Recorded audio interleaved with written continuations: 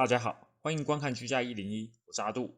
由于之前我做了关于特斯拉 Model 3的18种问题，还有维修费用的视频，得到了不错的反应，所以我会尽量补充一些内容。如果之前的视频各位还没有观看，可以看看我提供的连结。今天我们将会补充一些特斯拉 Model 3新车主或是准车主必须要知道的知识，这里面有很多都是在我成为车主之后才慢慢知道的。那我们就开始吧。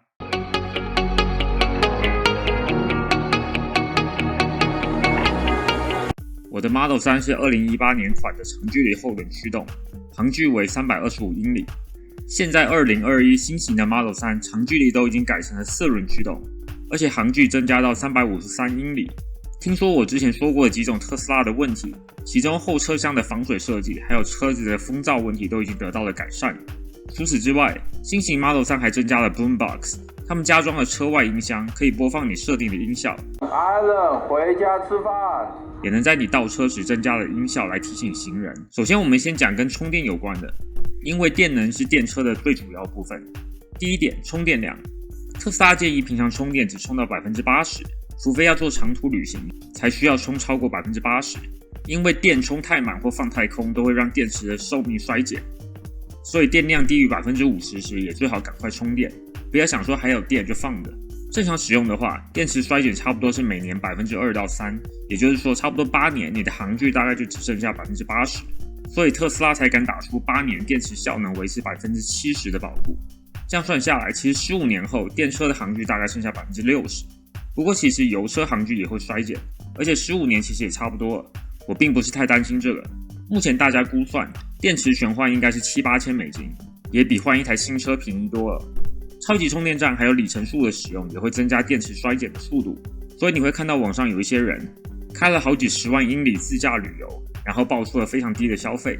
现在好像没有了，不过前几年 Model S 跟 X 的超级充电是免费的，然后这些人就拼命的开，然后也拼命的使用超级充电，这样他们就可以让电池在8年以内衰减超过 30%， 然后就可以使用保固把电池免费全换了。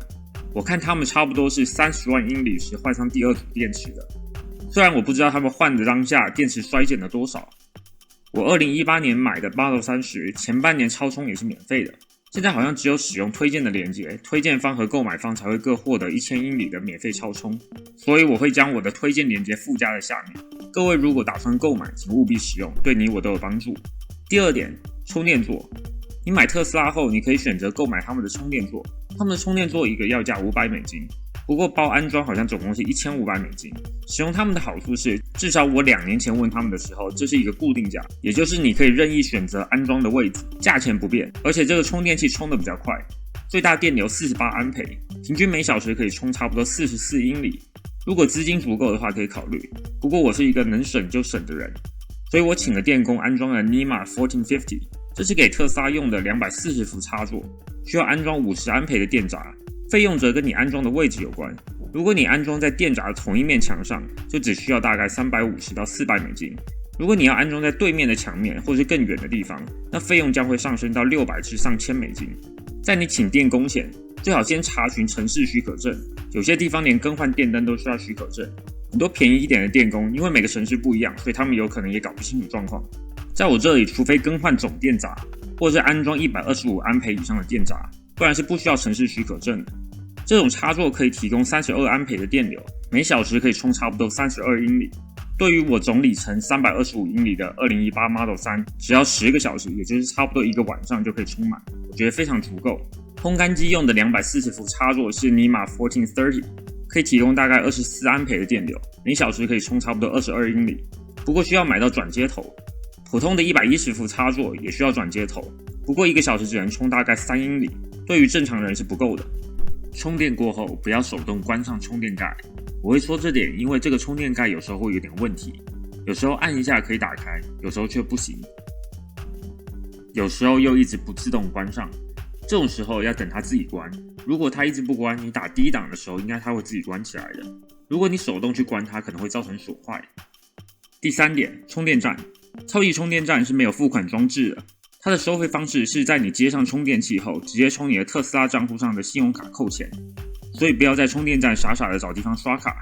超级充电站充电速度并不是线性的，你的电越多，它充得越慢。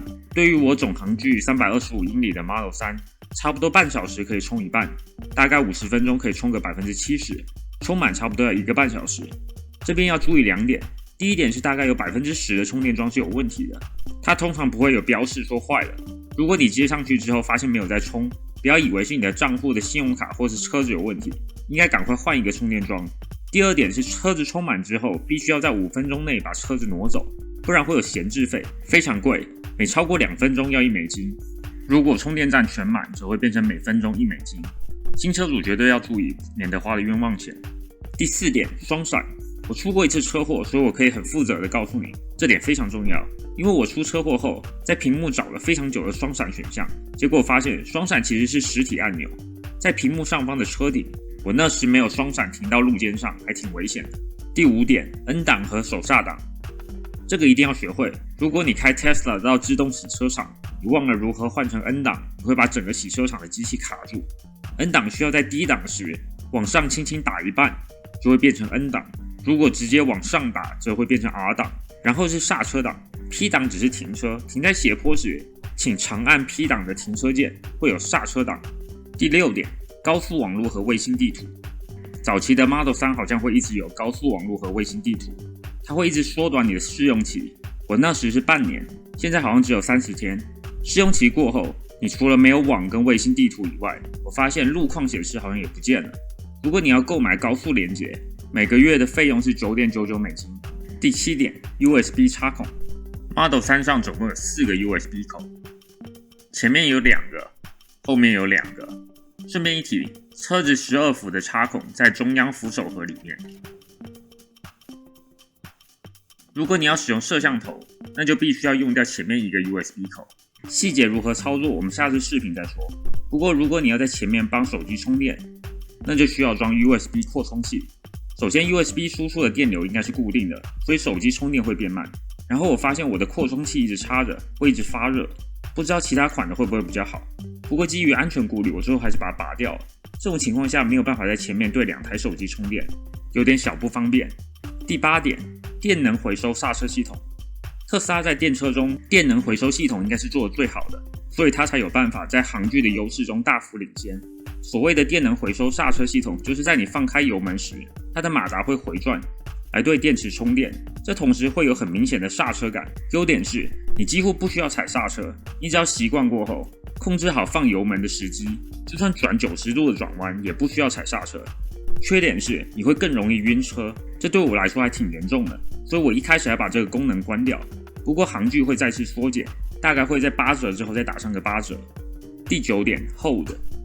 电动车跟燃油车不一样，你不踩油门，车子会停在原地，不会往前，除非你开自动驾驶，不然这在塞车时很不好，因为你只要往前一点点距离。但是特斯拉的加速度也很快，所以不是很好操作，所以我开启了他们模拟燃油车的功能。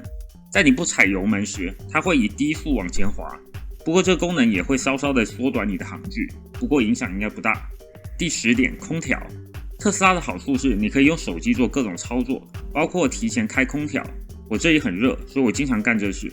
不过我发现特斯拉的空调声音很大，而且在夏天时常常在锁车之后，它还会继续转个几分钟。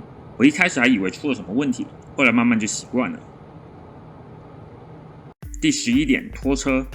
特斯拉是不能用平常方法拖车的，如果需要拖车，一定要确认拖车公司知道自己在干什么。基本上他们需要用辅助轮，在不旋转轮胎的情况下，把车子放在平面的拖车背上，不然马达会损坏。第12点，紧急车门开关。除了我们车上开门的按钮，其实还有一个手动开关。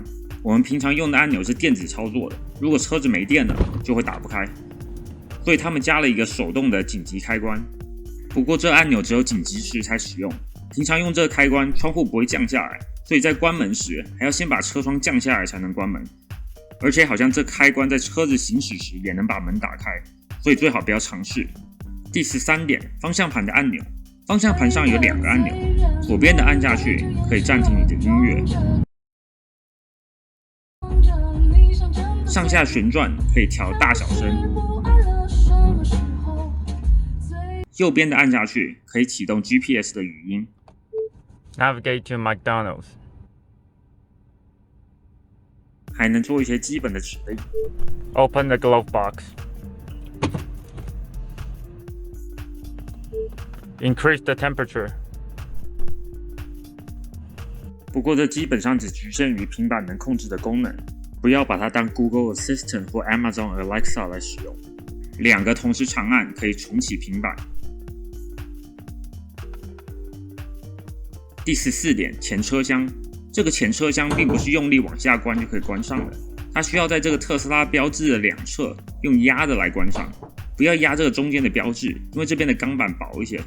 以上就是14个我觉得特斯拉新车主必须要知道的小知识。如果各位认为有漏掉的，可以在下方留言，我之后可能也会继续做补充的视频。如果您觉得视频有帮助，请按赞、订阅并开启小铃铛，我会尽量更新各种居家建议，希望对大家有帮助。非常感谢，谢谢收看。